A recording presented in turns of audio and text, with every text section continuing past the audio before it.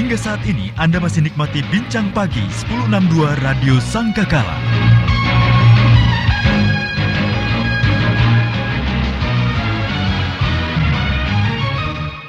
The Voice of Love, kekasih Tuhan, masih melanjutkan kebersamaan kita dalam program Bincang Pagi bersama dengan Pendeta Mesak Moy. Kami tadi berbincang tentang mata Tuhan tertuju. Ya, kepada siapa? Anda sudah tahu, kepada orang yang takut akan Dia, kepada mereka yang berharap akan kasih setianya. Apa untungnya kalau mata Tuhan tertuju kepada kita? Jiwa kita dilepaskan daripada maut. Untung berikutnya apa, Pak? Ya, jadi tadi ada 2 poin, 2 kado yang kita dapatkan apabila kita takut akan Tuhan. Kita selalu berharap akan kasih setia Tuhan. Kita mau bergantung sepenuhnya pada Tuhan dalam situasi apapun, dalam kondisi apapun.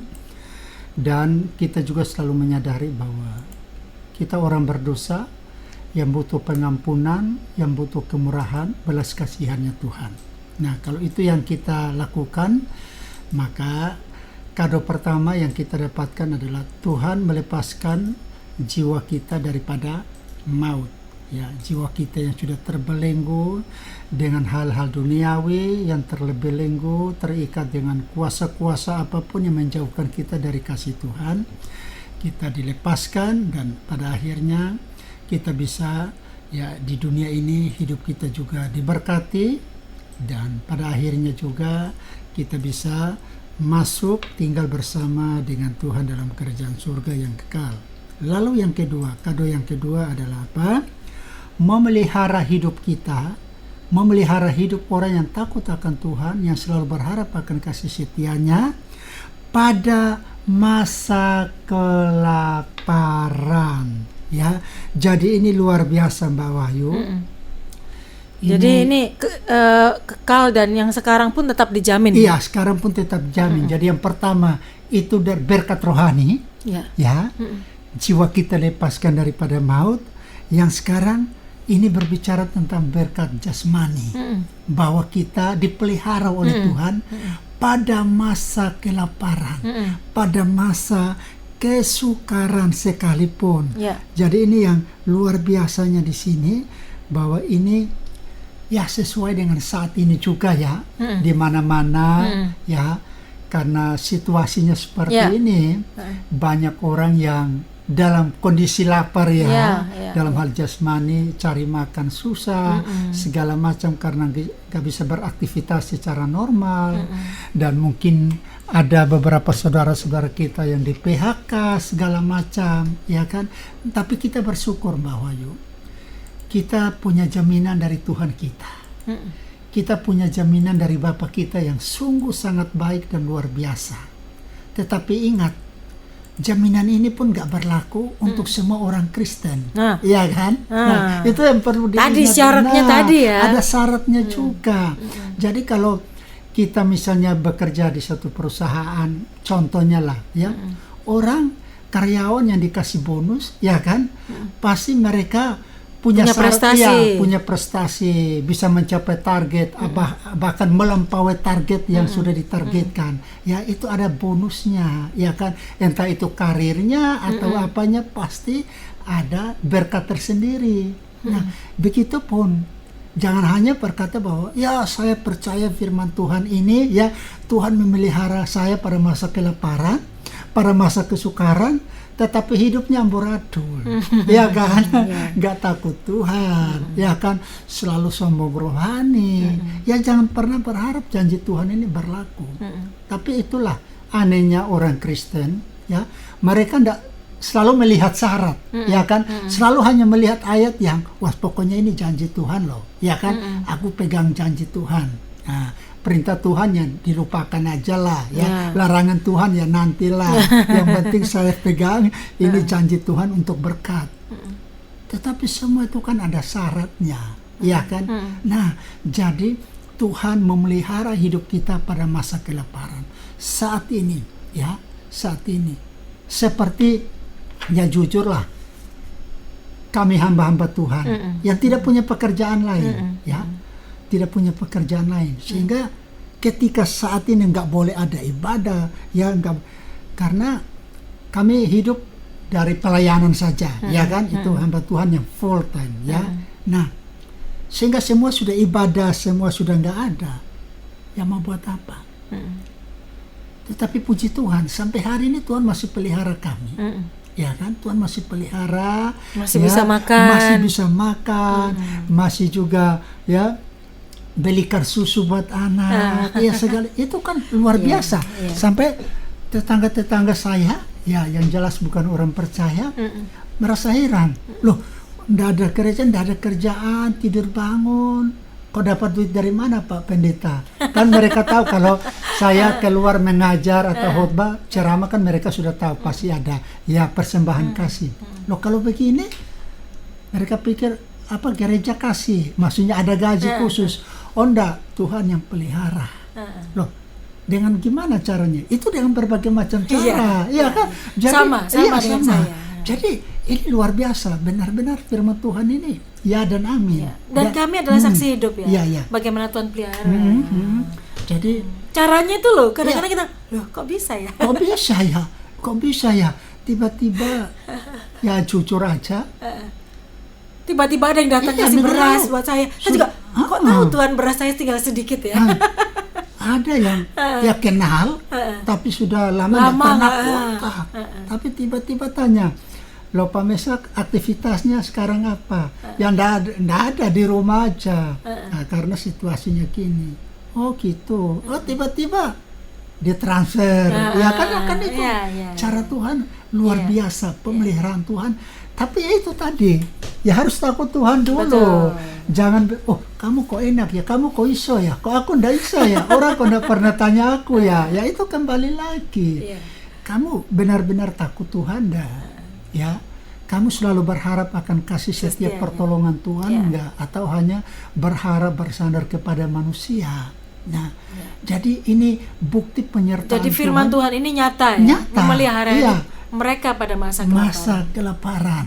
Ya, kalau kita baca lagi di pasal berikutnya, Mazmur 34 ya, pasal ayat 11 dikatakan, singa-singa muda boleh merana kelaparan, tetapi orang yang takut akan Dia tidak pernah berkekurangan sesuatu pun yang baik. Luar biasa, digambarkan singa-singa muda loh bisa merana kelaparan, iya kan? Kekuatannya besar loh singa muda itu.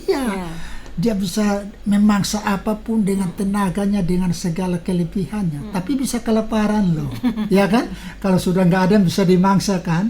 Nah, tapi kita loh, anak Tuhan, waduh Bapa kita yang luar biasa, Dia berjanji Dia akan memelihara hidup kita pada masa kelaparan, masa kesukaran.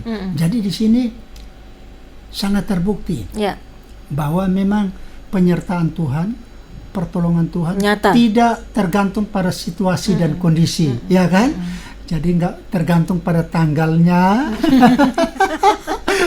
situasi, ini tergantung kurs dolar ya, kurs rupiah, segala macam dah. Ya memang secara manusia, waktu kita hamba Tuhan ya, waktu saya mendengar, waduh, ini nggak boleh lagi, lalu semua pelayanan sudah dibatalkan, di-cancel, diundurkan. Ya apa ini ya? Ya secara manusia, istri saya, ya apa ini ya? Sudahlah, kita tetap percaya kepada Tuhan, dan nyatanya sampai hari ini ya masih hidup, sehat, bisa makan, bisa beli susu, bisa beli susu, bahkan ya makan beras yang kualitasnya juga bagus juga, ya kan? Nah itu benar-benar ini janji Tuhan, Bapak Ibu Saudara, ya kekasih Tuhan dimanapun berada. Ya, saya percaya firman Tuhan ini bukan hanya berlaku untuk hamba Tuhan. Bukan hanya berlaku untuk pelayan-pelayan Tuhan, tapi berlaku untuk semua saudara pendengar kekasih Tuhan. Dimanapun berada, tidak peduli pendidikanmu seperti apa, tidak peduli status sosialmu di masyarakat seperti apa, tetapi selama kamu takut akan Tuhan, selama kamu selalu berharap, bergantung kepada Tuhan, selalu kamu menyadari bahwa kamu orang berdosa yang selalu butuh kemurahan Tuhan, maka janji Tuhan ini saya percaya berlaku juga atas hidup janji Bapak, Tuhan, Saudara. ya dan amin. Ya. Bukan janji manusia. Jadi Baik, itu luar kita akan biasa. segera tanggapi yang masuk Oke. ya Pak ya. Silakan Ya, kekasih Tuhan, Anda bisa telepon kami sekarang juga 0315046000, SMS WA 081333060000. Ada Ibu S yang mengucapkan selamat datang di Radio Sangkakala. Ya. Tuhan memberkati Pak Mesak, Tuhan Ya. dan Bu Wahyu. Tuhan memberkati Terima juga, kasih Bu. untuk Ibu Terima S ya. kasih. Baik, berikutnya Pak, ada seorang ibu di nomor Ya. belakang 7315. Ya. Saya seorang janda Pak, dan saya ini punya, Shalom, selamat pagi Pak. Saya punya Ya, menantu selamat pagi. yang tidak seiman. Mm-mm. Tapi anak saya suka, padahal kalau saya nilai 3 hari saja saya sudah tahu. Tapi anak saya menutupinya. Ya. Dan lagi nikahnya saya tidak dikasih tahu Pak. Ya. Tapi suaminya ini tidak mau merendahkan diri, seakan-akan dia ini rumahnya sendiri. Berarti anaknya yang perempuan ini. Anaknya perempuan, Ya, ya. dan mereka tinggal di rumah ibu ini. Ya. Padahal dia tidak kerja, dan lagi pula dia sombong. Iya. Dan dia katanya mau kontrak sendiri. Saya capek Kak. Pak, sudah 3 kali Mm-mm. dia bilang begitu. Ya. Saya tidak mau dibikin kayak begitu Pak. Dia tidak ada sopan santunnya. Mm-mm. Mohon solusinya. Terima kasih. Ya, baik, terima kasih buat pertanyaannya dan partisipasinya dalam acara Bincang Pagi. Nah, ini yang pertama, tidak seiman, ya kan? Pasangan atau suami anaknya tidak seiman dengan mereka. Artinya paling tidak ini orang Kristen, tidak tahu suami anaknya ini agama apa, tapi yang intinya tidak seiman. Ya. Nah, dan memang ini juga satu pelajaran buat pendengar kekasih Tuhan dimanapun berada, untuk berhati-hatilah ya, untuk anak-anak kalau memilih pasangan hidup, ya, memilih pasangan hidup. Karena firman Tuhan pun sudah banyak mencatat bahwa kalau ada perkawinan, pernikahan dalam suatu rumah tangga tidak seiman, itu mengakibatkan banyak masalah, ya kan? Nah, di sini mereka menikah diam-diam, tidak beritahu ibu sebagai ibu kandung, ya kan? Nah, ini saya lalu anak ibu, walaupun ibu sudah nggak suka ya karena karakter karakter menantunya nggak bagus, tetapi anak ibu tetap pertahankan. Ya biasanya ya, karena atas dasar cinta ya, karena biasa bilang kalau orang sudah jatuh cinta kan semuanya Titik-titik rasa iya, coklat. betul, semuanya indah, ya kan, semua. Jadi, nah ini masalah perasaan laki bu, masalah ibu larang tapi dia tetap menyukai, dia tetap mencintai. Nah ini masalah perasaan pribadi. Nah, tetapi yang ingin saya katakan adalah ibu pasti kalau anak kandung sendiri, dan namanya pernikahan itu kan bukan satu hal mainan ya. Ya bukan kayak main-main apa gitu, jadi kalau orang tua nggak tahu ya nggak masalah lah. Tapi ini kan suatu pernikahan ya. Dan saya nggak tahu apakah pernikahan ini mereka lakukan nikah secara Kristiani gereja atau nikah mengikuti agama suaminya, kepercayaan suaminya, kan enggak diberitahu. Tapi dari sisi ini saja, Apa yang harus dilakukan oleh ibu ini? Bersikapnya harus seperti apa? Nah, kita melihat seperti ini kesalahan pasti di anak ibu, karena melihat ini aja dia nggak menghormati ibu sebagai ibu kandungnya, ya kan? Nah, solusinya walaupun ibu sudah ya berulang kali, lalu ibu katakan bahwa ya dia ini sombong, segala macam, ya sudah, kalau memang mereka mau kontrak, mereka mau tinggal sendiri, enggak apa-apa, ya, enggak apa-apa. Tapi ibu sebagai orang percaya, mau tidak mau, hal pertama yang kita bisa lakukan sebagai orang percaya adalah pasti berdoa, ya kan?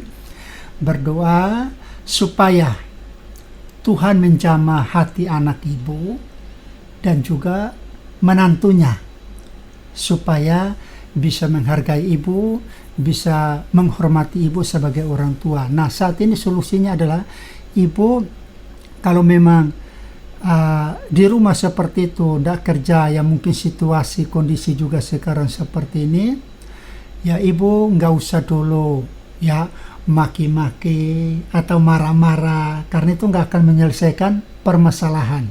Itu bahkan akan menimbulkan satu hubungan yang tidak baik lagi antara ibu dan anak ibu. Karena biasanya demi suami, demi istri kan orang mempertahankan, ya kan?